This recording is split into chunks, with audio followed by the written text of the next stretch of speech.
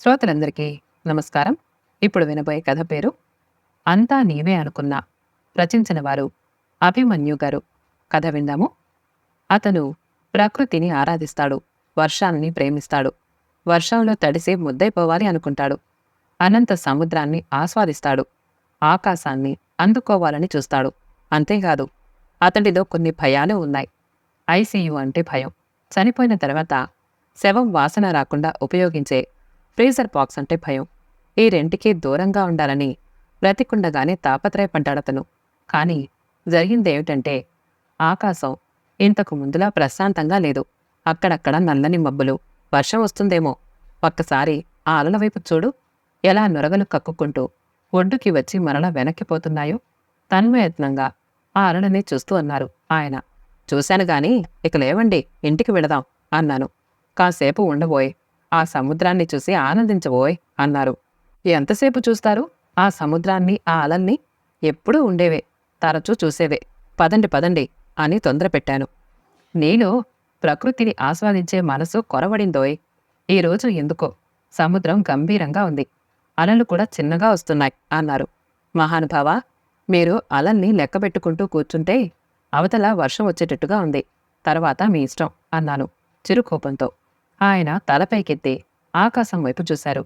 ఆకాశంలో అక్కడక్కడ నల్లని మబ్బులు. వాతావరణంలో కొంత మార్పు కనిపించింది. ఏ సమయంలోనైనా వర్షం వచ్చేటట్టుగా ఉంది. నిర్మలా, వర్షం వచ్చేట్టుగానే ఉంది. రాని, కాసేపు ఈ సముద్రం ఒడ్డున సన్నని వానలో చిన్నగా తడుస్తూ నడుచుకుంటూ వెళదాం. ఎంత బాగుంటుందో తెలుసా ఆ అనుభూతి? ఏ అని నా వైపు చూశారు. ఏ, మీరేమైనా వయసులో ఉన్నారా? 60 ఎప్పుడో దాటింది. ఉద్యోగంలో నుంచి కూడా తీసేశారు తెలుసా అన్నాను. నన్ను ఉద్యోగంలో నుంచి తీసేయలేదు. రూల్స్ ప్రకారం రిటైర్ అయ్యాను. నువ్వు సరిగ్గా మాట్లాడడం నేర్చుకో. అయినా నా శరీరానికి వయసు పెరిగిందేమో కానీ నా మనసుకి, ఆలోచనలకి కాదు. ఆయనకి ఇట్టే కోపం వచ్చేస్తుంది. గొప్పగా చెప్పారులేండి. ఏదీ నిజం ఒప్పుకోరుగా. మీరు ఎప్పుడు వర్షంలో తడిసినా జలుబు, జ్వరం రావడం ఖాయం. ఇది నాకు బాగా అనుభవమే కాని పదండి పదండి అని ఇసుకలో కూర్చున్న ఆయన్ని లేవదీశాను. సరే, ఏం చేస్తాం? భార్యా విధేయుణ్ణి, పద అని అయిష్టంగానే కదిలారు. ఈలోగా వర్షం మొదలైంది. ఆ వర్షంలో ఇద్దరం పూర్తిగా తడిసిపోయాం. చెప్పాను కదండి, మీరు వినరు. ఇప్పుడు చూడండి, ఆ ముక్కు నుంచి నీరు ఎలా కారిపోతోందో. అయ్యో, జ్వరం కూడా వచ్చినట్లుంది. ఒళ్లంతా వేడిగా ఉంది. మీకు జ్వరం వస్తే ఒక్క పట్టాన పోదు. మీరు ఎంత మొండివారో ఆ వచ్చే జ్వరం కూడా అంతే మొండిది. ఉండండి, తులసి ఆకులు వేసి వేడి నీళ్లు ఆవిరి పెడతాను. కాస్త రిలీఫ్ వస్తుంది. జ్వరానికి ఏదైనా టాబ్లెట్ తీసుకుందరు అని వంటగదిలోకి వెళ్ళాను. నా హడావిడి చూసి ఆయన చిన్నగా నవ్వి, ఎందుకోయ్ అలా హైరాణ పడతావు? ఇదేదో పెద్ద రోగంలా అన్నారు. మీకు అలాగే ఉంటుంది. ప్రతిదీ తేలిగ్గా తీసుకుంటారు అని ఆయన ముఖానికి తులసి ఆకులు వేసి మరిగించిన నీళ్లలో ఆవిరి పట్టి, మీరలా కాసేపు టీవీ చూస్తూ కూర్చోండి. 2 నిమిషాల్లో ఉప్మా చేసి తెస్తాను. అది తిని కాస్త పాలు తాగి పడుకోగలరు అన్నాను. అంతే. ఉప్మా అని పెద్దగా నవ్వారు. ఏ, ఎందుకలా నవ్వుతారు? చిరాకు వేసింది నాకు. మీకు గుర్తుందా, మన పెళ్ళైన కొత్తలో తమరు రోజుకో రకం ఉప్మాతో నన్ను చావుకొట్టేవారు. కరాచీ నూక ఉప్మా అని, బియ్యపు నూక ఉప్మా అని, సేమియా ఉప్మా అని. అయ్య బాబోయ్, ఎన్ని రకాల ఉప్మాలు చేసేదానివో దెప్పి పొడుస్తూ అన్నారు. అలాగని మీరు మాత్రం తినటం మానేశారా? అత్తయ్య అయితే నేను ఉప్మా బాగా చేస్తానని అనేవారు.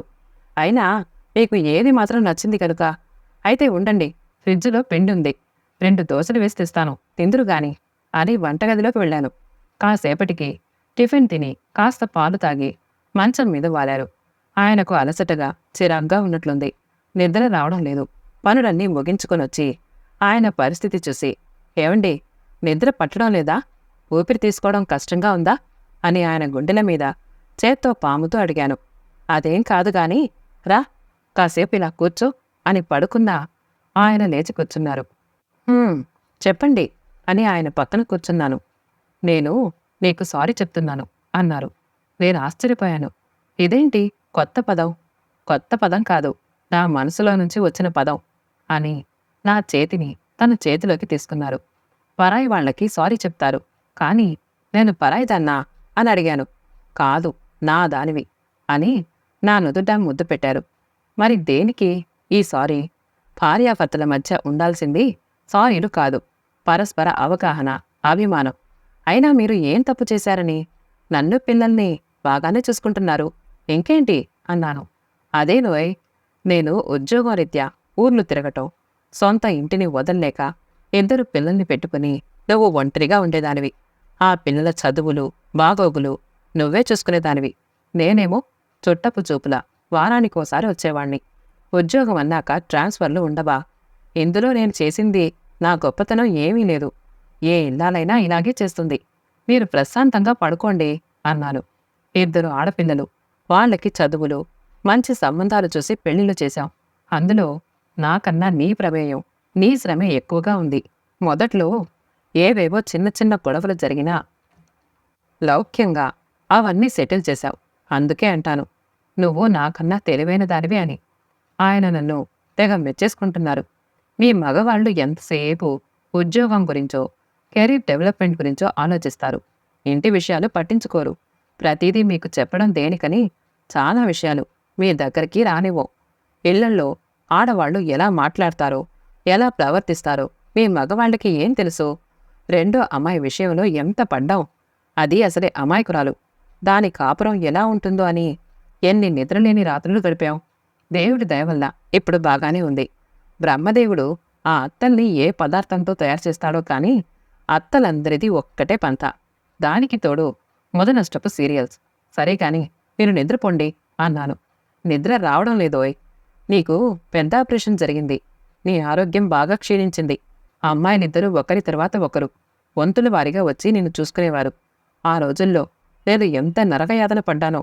నువ్వు ఏమైపోతావోనని బెంగ. నిద్ర పట్టేది కాదు. తర్వాత నీ ఆరోగ్యం కుదుటపడింది. నేను కాస్త స్థిమితపడ్డాను. ఏది ఏమైనా నువ్వు లేకపోతే నేను బ్రతకలేనోయ్ అని నా భుజం మీద తల అంచారు. ఆయన కళ్ళల్లో సన్నని నీటిపొర. మీరు ఎటువంటి ఆలోచనలు లేకుండా అలా పడుకోండి అని ఆయన్ని పడుకోబెట్టి గుండెల వరకు దుప్పటి కప్పి కాసేపు కాళ్ళు ఒత్తి ఏమిటో ఈ మనిషి అనుకుంటూ నేను కూడా ఆయన పక్కనలో చేరపడ్డాను. అకస్మాత్తుగా మెలకు వచ్చింది. ఒళ్లంతా చెమటలు పట్టేశాయి. కరెంటు పోయి ఉంటుంది అనుకుంటూ పైకి చూశాను. ఫ్యాన్ బాగానే తిరుగుతోంది. బెడ్ ల్యాంప్ కాంతి గదంతా పలుచగా పరుచుకుంది. గోడ గడియారం వైపు చూశాను. సమయం 4 చూపిస్తోంది. పవిట చెంగుతో చెమటను తుడుచుకుంటూ అటు తిరిగి పడుకున్న ఆయన్ని చేత్తో తడుతూ లేపాను. లేవలేదు. మంచం దిగి లైట్ వేసి వారిని 2 చేతులతో తడుతూ లేపాను. అయినా లేవలేదు. శరీరం చల్లగా అనిపిస్తోంది. అయ్యో, ఏమైంది మీకు? ఏవండి, లేవండి అంటూ ఆయన గుండెల మీద చేత్తో పాముతూ లేపాను. ఆయన లేవలేదు. చిన్నగా మూలుగు వినిపిస్తోంది. నాకు దుఃఖమాగలేదు. ఊరిలోనే ఉన్న తమ్ముడు రాఘవకి ఫోన్ చేశాను. వాడు ఫోన్ తీయలేదు. బహుశా నిద్రలో ఉండుంటాడు. అలా 2-3 సార్లు చేస్తే కాని రాఘవ ఫోన్ ఎత్తలేదు. అంబులెన్స్లో ఆయన్ని హాస్పిటల్కి తీసుకువెళ్ళాం. డాక్టర్లు చూసి మైల్డ్ స్ట్రోక్ అని ఐసీయూలో ఉంచారు. ఐసీయూ గది బయట బల్ల మీద శోకదేవతలా కూర్చున్నాను. రాత్రి పడుకునే ముందు బాగానే ఉన్నారు. ఎప్పటిలాగే పిల్లలతో కూడా మాట్లాడారు. అంతలోనే ఇలా అనారోగ్యరీత్యా నన్ను హాస్పిటల్కి తీసుకువెళితే ఐసీయూలో మాత్రం ఉంచొద్దు అని ఆయన 1-2 సార్లు మాటల సందర్భంలో అనడం గుర్తుకొచ్చింది. అదే విషయం రాఘవతో అన్నాను. అక్కయ్య, హాస్పిటల్కొచ్చాక వారి ఇష్టం.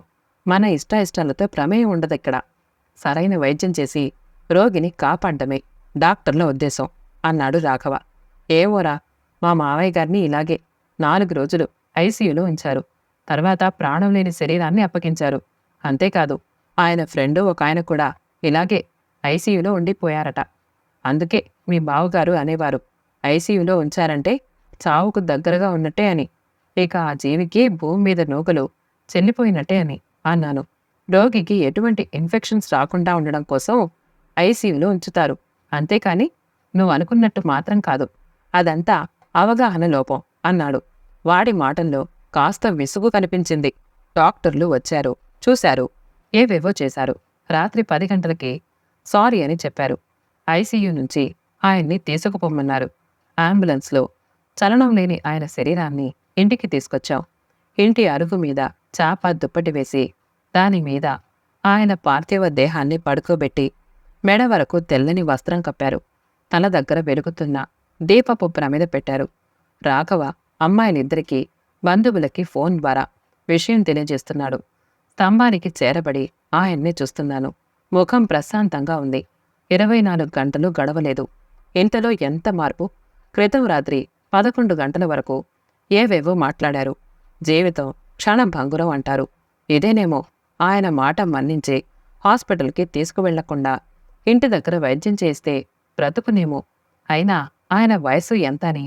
63. అప్పుడే పోయారు.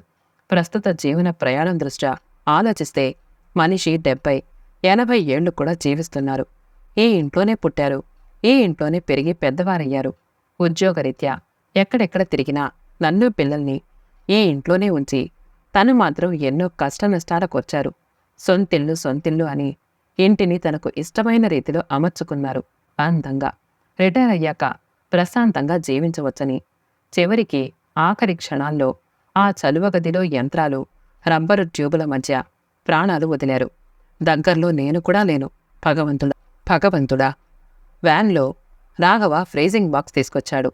ఆయన పార్థివ దేహాన్ని అందులో ఉంచడానికి. అది చూసి, ఒరే రాఘవ, మీ బావగారికి ఊపిరాడదురా, అందులో వద్దురా, ఉబికి వస్తున్న కన్నీటిని తుడుచుకుంటూ అన్నాను.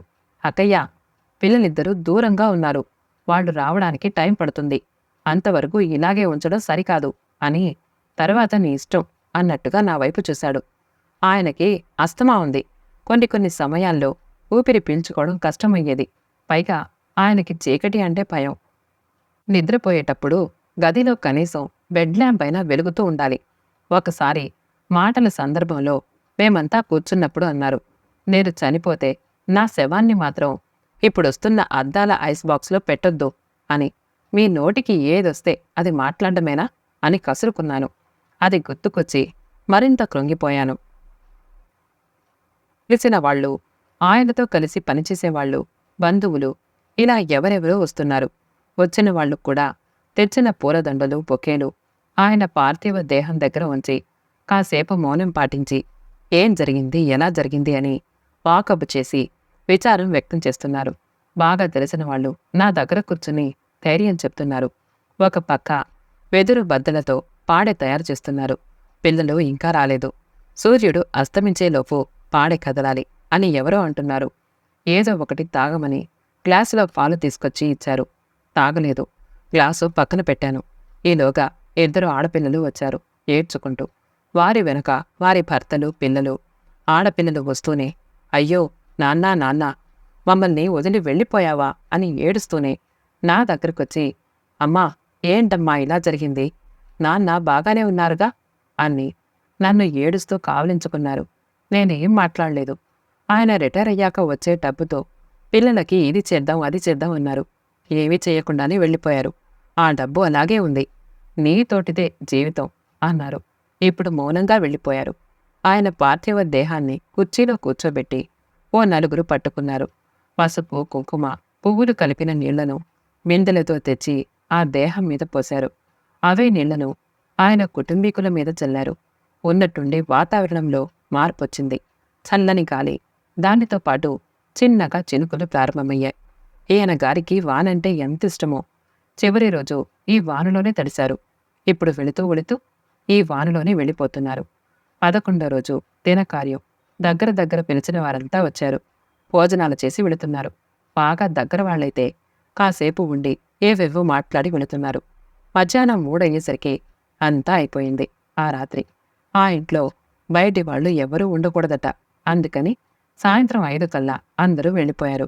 కూతుర్లు కూడా కనీసం ఏమీ చెప్పకుండానే, నీకు రత్నాల్లాంటి 2 కూతుర్లున్నారు. నేను పోయాక నువ్వు హాయిగా వాళ్ళ దగ్గరుండొచ్చు అని ఆయన అన్న మాటలు గుర్తుకొచ్చి ఏడవాలో నవ్వాలో అర్థం కాలేదు. 23 ఏళ్ల వయస్సులో ఈయనకిచ్చి పెళ్లి చేశారు. మొదట్లో బెంగగా ఉండేది. అమ్మా, నాన్న, తోబుట్టువులు తరచూ గుర్తుకొచ్చేవారు. తర్వాత కాలగమనంలో ఈయనే లోకమైపోయారు. పిల్లలు పుట్టారు. నేను, నా భర్త, నా పిల్లలు అనే లోకంలో బ్రతికాను. 40 సంవత్సరాలు ఏ కష్టం నష్టం లేకుండా హాయిగా కాపురం చేశాను. ఆ తృప్తిలోనే హాయిగా ఆనందంగా ఆయన సమక్షంలో కన్ను ముద్దామనుకున్నాను. కాని ఇంతలోనే ఈ అనర్థం. అంతా ఆయనే అనుకున్నాను. అలసటగా నా కనురెప్పలు మూతపడ్డాయి. కథ సమాప్తమండి. కథ నచ్చితే మా ఛానల్ని లైక్ చేయండి, షేర్ చేయండి, సబ్స్క్రైబ్ చేసుకోండి, ఆల్ అనే బెల్ బటన్ని నొక్కండి. మళ్ళీ కలుద్దాం ఇంకో మంచి కథతో.